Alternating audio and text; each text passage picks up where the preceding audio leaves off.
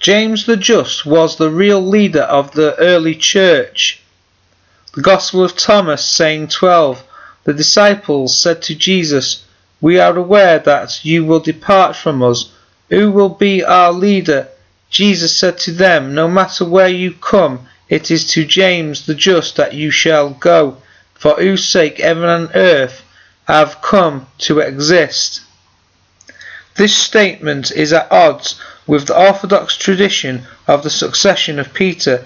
It represents nothing less than the lost tradition of the direct appointment of James as successor to his brother.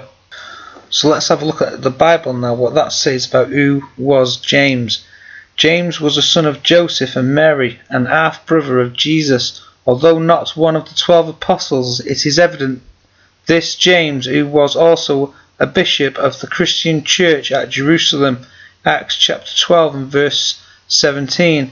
It appears that during Jesus' ministry, James was well acquainted with his brother's activity. Luke chapter 18 and verse 19, John chapter 2 and verse 12.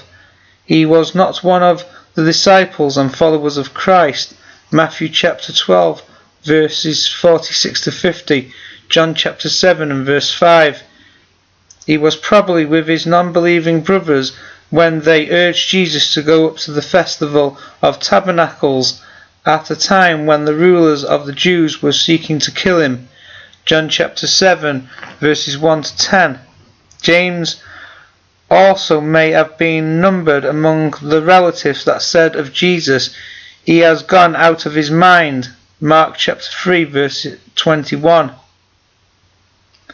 However, after the death of Jesus, James was assembled for prayer together with his mother, brothers, and the apostles in the upper chamber in Jerusalem, Acts chapter 1 and verse 13 and 14.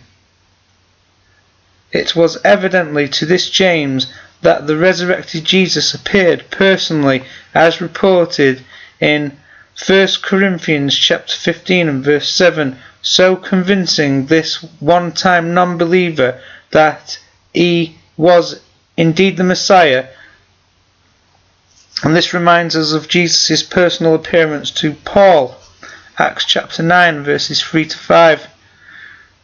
Thereafter, James became a prominent member and an apostle of the Jerusalem church, or a bishop. At Paul's first visit with the brothers in Jerusalem, he says he spent 15 days with Peter, but saw no one else of the apostles, only James, the brother of the Lord, Galatians chapter 1 and verses 18 and 19. Peter, after his miraculous release from prison, instructed the brothers at John Mark's home, report these things to James and the brothers, thereby indicating James's superiority or preeminence. Acts chapter 12 verses 12 and 17. Again, with the issue of circumcision, it is James who takes the lead in this. James spoke, offering a decision that was approved and adopted by the congregation. Acts chapter 15 verses 6 to 29. At this great church meeting in Acts chapter 15, did Peter stand out as the leader in this great meeting? No, Peter did not speak. But if you read the whole of the meeting, you will see that in fact James seemed to be the presiding elder, as he was the one who gave the final decision on the question of circumcision. See verse 15. An early church historian says about James, after the apostles, James, the brother of the Lord, surnamed the Just, was made the head of the church at Jerusalem. James ruled the church of Jerusalem 30 years. This James, whom the people of old called the Just because of his outstanding virtue, was the first, as the record tells us, to be elected to be bishop of the Jerusalem church.